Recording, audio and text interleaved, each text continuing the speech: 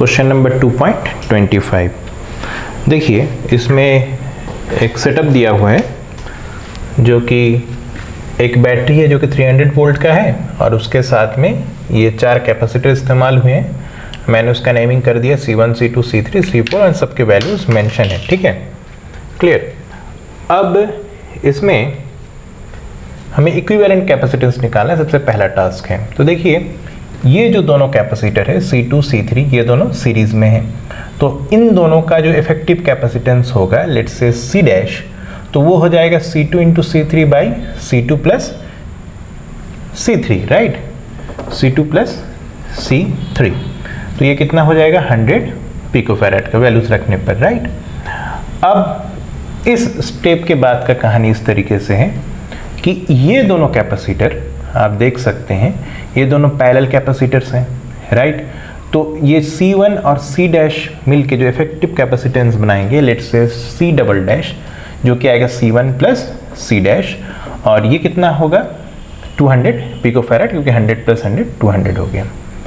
अब इस स्टेप में एक C डैश ऊपर बचा है, एक C4 बचा है। बैटरी के रिस्पेक्ट में आप देख सकते हैं ये दोनों सेटअप आपस में सीरीज में है, तो इन दोनों को मिला के जो इफेक्टिव कैपेसिटेंस होगा वही हमारा फाइनल इक्विवेलेंट कैपेसिटेंस होगा, जो कि कितना होगा C4 into C double dash upon C4 plus C double dash. तो वैल्यूज रखने पर 200 और 100 के रखने पर फाइनल आंसर आता है 200/3 पिको फैराड, राइट।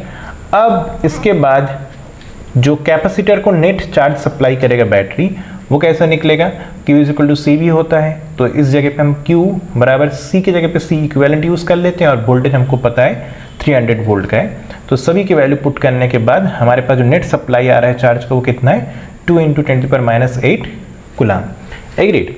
अब देखिए इस स्टेप में, यहाँ से इस स्टेप में लौट के चलिए, ये दोनों सीरीज में हैं और आप जानते हैं सीरीज में कनेक्टेड कैपेसिटर में चार्जेस एग्जैक्टली सेम होता है, राइट, जितना बैटरी सप्लाई करता है। तो ऐसे स्थिति में जो charge on capacitor C4 and C double dash situation में होगा तो वो Q के बराबर ही होगा, राइट। तो यानी कि कितना हो गया 2 इंटू 10⁻⁸ कूलम। अब इस वाले को टारगेट करिए, अगर इसमें चार्ज सप्लाई हुआ है Q4 के बराबर, तो इस कैपेसिटर के अक्रॉस वोल्टेज ड्रॉप कितना होगा Q/C। तो इसके लिए हमने लिख दिया V4 इक्वल टू Q4/C, और Q4 Q के बराबर है, तो इस तरीके से हमारे V4 आ गया 200 वोल्ट। अब नेट सप्लाई बैटरी का था 300 वोल्ट, जिसमें से 200 वोल्ट इस C4 के अक्रॉस ड्रॉप हुआ है, तो C डबल डैश सेटअप के अक्रॉस कितना वोल्टेज ड्रॉप होगा, तो आप 300 माइनस 200 कर दीजिए तो 100 वोल्ट। तो 100 वोल्ट जो है इस C डैश के अक्रॉस हो रहा है और C डबल डैश के अक्रॉस, और C डबल डैश बना किससे जानते हैं, C1 और C डैश सेटअप आपस में पैरेलल में है, तो जितना पैरेलल में क्या होता है वोल्टेज दोनों में सेम ड्रॉप होता है, राइट। तो voltage across capacitor 1 end voltage across C dash will be same.